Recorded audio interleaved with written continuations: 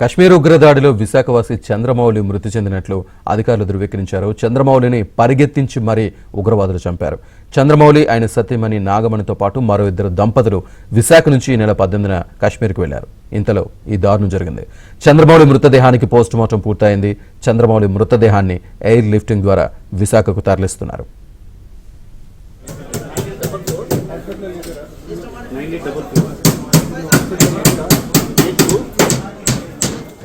Relative से calls sir नाम क्या है इसका?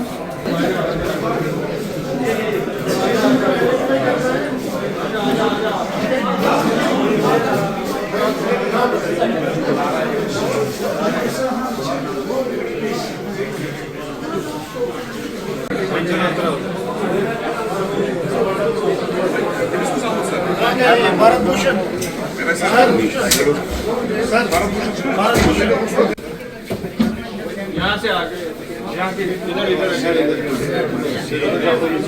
इधर ही नहीं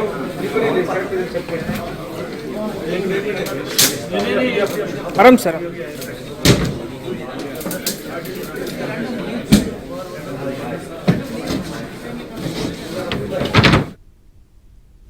పహల్గామ్ ఉగ్రదాడిలో హైదరాబాద్కు చెందిన వ్యక్తి మృతి చెందారు. ఇంటెలిజెన్స్ బ్యూరో ఉద్యోగి మనీష్ రంజన్ కుటుంబ సభ్యులతో కలిసి కశ్మీర్ పర్యటనకు వెళ్లారు. బైసారన్ పర్యటనలో ఉండగా ఉగ్రవాదులు జరిపిన కాల్పుల్లో ఆయన మృతి చెందినట్లు అధికారులు ధృవీకరించారు.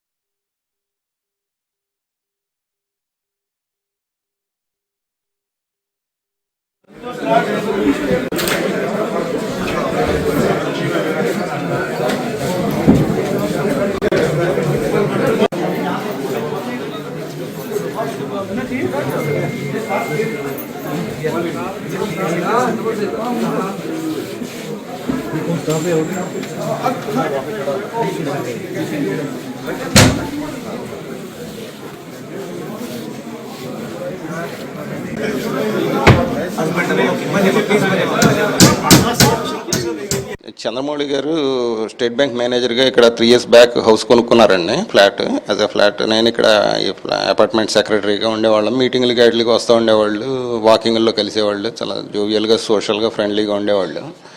బట్ మొన్న మధ్య కూడా వాళ్ళ అమ్మాయిని యూఎస్ పంపిస్తూ 14వ తారీఖు వెళ్తుందన్నారు. మా ఇంట్లో ఏదో ఫంక్షన్ అయితే 1 month బ్యాక్ ఒకసారి ఫ్యామిలీతో వచ్చారు ఆయన. And it is a very shocking news అండి to know that, and sad news also. Because ఆయన హెల్తీగా ఉండేవాళ్ళు, వాకింగ్ అది చేస్తారు, ఇది స్టంట్ అది వేసారన్నారు. కానీ ఇట్లా ఏదో ఆయన వెళ్ళారు అంటే వారం రోజులు కింద వాచ్మెన్ చెప్పాడు ఏదో టూర్ వెళ్ళారండి అంటే, నేను నేటివ్ ప్లేస్కి వెళ్ళి ఉంటారు అనుకున్నాను, అమ్మాయిని పంపించారు కదా అని. ఎప్పుడు వస్తారు అంటే 23-24 వస్తా ఉన్నారండి అని అన్నాడు. It's very sad and I pray God to provide him his mental peace and rest in peace. 2 అమ్మాయిలు అనుకుంటాండి, 2 యూఎస్లోనే ఉన్నట్టున్నారు. మొన్న ఒక మనవరాలను అమ్మాయి వచ్చింది, 2వ అమ్మాయి అనుకుంటా. చంద్రమౌళి